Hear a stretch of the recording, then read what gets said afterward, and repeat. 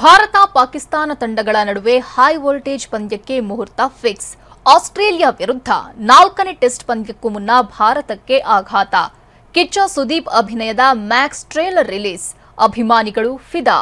ಈ ಎಲ್ಲ ಸುದ್ದಿಯನ್ನ ನೋಡೋಣ ಕ್ರೀಡೆ ಮತ್ತು ಸಿನಿಮಾ ನ್ಯೂಸ್ ಟಾಪ್ 9 ನಲ್ಲಿ.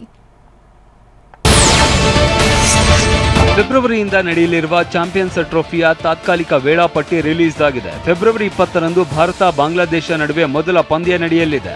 ಇನ್ನು ಫೆಬ್ರವರಿ 23ರಂದು ಭಾರತ ಪಾಕಿಸ್ತಾನ ತಂಡಗಳ ನಡುವೆ ಹೈ ವೋಲ್ಟೇಜ್ ಪಂದ್ಯ ನಡೆಯುವ ಸಾಧ್ಯತೆ ಇದೆ ಅನ್ನೋ ಬಗ್ಗೆ ವರದಿಯಾಗಿದೆ.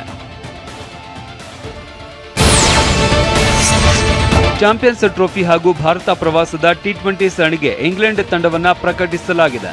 2023ರ ಐಸಿಸಿ ಏಕದಿನ ವಿಶ್ವಕಪ್ ಟೂರ್ನಿಯ ಬಳಿಕ ಇದೇ ಮೊದಲ ಬಾರಿಗೆ ಇಂಗ್ಲೆಂಡ್ ಏಕದಿನ ತಂಡಕ್ಕೆ ಮಾಜಿ ನಾಯಕ ಜೋ ರೂಟ್ ಮರಳಿದ್ದಾರೆ.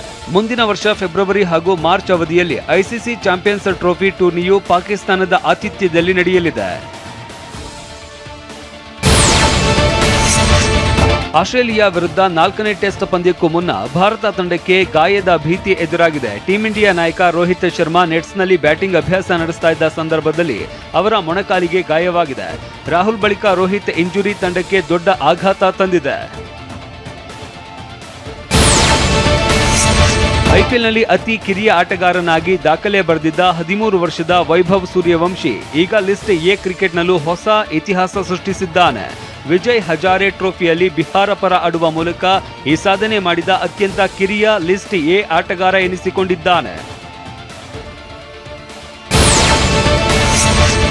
ಉದ್ಘಾಟನಾ ಆವೃತ್ತಿಯ ಅಂಡರ್-19 ಮಹಿಳಾ ಏಷ್ಯಾ ಕಪ್ ಟೂರ್ನಿಯಲ್ಲಿ ಭಾರತ ತಂಡ ಚಾಂಪಿಯನ್ ಆಗಿದೆ. ಗುಂಗಾಡಿ ತ್ರಿಷಾ ಅವರ ಅರ್ಧಶತಕದ ಬಲದಿಂದ ಭಾರತ ಮಹಿಳಾ ತಂಡ ಟೂರ್ನಿಯ ಫೈನಲ್ ಹಣಾಹಣಿಯಲ್ಲಿ ಬಾಂಗ್ಲಾದೇಶ ವಿರುದ್ಧ 41 ರನ್ಗಳ ಗೆಲುವು ಪಡೆಯಿತು. ಆ ಮೂಲಕ ಜೂನಿಯರ್ ಮಹಿಳಾ ಏಷ್ಯಾ ಕಪ್ ಟೂರ್ನಿಯಲ್ಲಿ ಭಾರತ ತಂಡ ಚೊಚ್ಚಲ ಪ್ರಶಸ್ತಿಯನ್ನ ಮುಡಿಗೇರಿಸಿಕೊಂಡಿದೆ. ನ್ಯಾಷನಲ್ ಕ್ರಶ್ ರಶ್ಮಿಕಾ ಮಂದಣ್ಣ ಬಿರುದಿಗೆ ತಕ್ಕಂತೆ ನ್ಯಾಷನಲ್ ವೈಡ್ ಪ್ರೇಕ್ಷಕರ ಮನಗಿದ್ದು ನಂಬರ್ 1 ರೇಸ್ನಲ್ಲಿ ಟಾಪ್ನಲ್ಲಿದ್ದಾರೆ. ಕಳೆದ ವರ್ಷ ಅನಿಮಲ್ ಸಿನಿಮಾ ಮೂಲಕ ಬ್ಲಾಕ್ ಬಸ್ಟರ್ ಹಿಟ್ ಕೊಟ್ಟಿದ್ದ ರಶ್ಮಿಕಾ ಈ ವರ್ಷ ಪುಷ್ಪರಾಜನ ಶ್ರೀವಲ್ಲಿಯಾಗಿ ಮಿಂಚಿದ್ದಾರೆ. ರಶ್ಮಿಕಾ ಪಾತ್ರಕ್ಕೆ ಎಲ್ಲೆಡೆ ಪ್ರಶಂಸೆಗಳ ಸುರಿಮಳೆ ಆಗಿದ್ದು ಲಕ್ಕಿ ಗರ್ಲ್ ರಶ್ಮಿಕಾಗೆ ಬೇಡಿಕೆಯೂ ಜಾಸ್ತಿ ಆಗ್ತಿದೆ.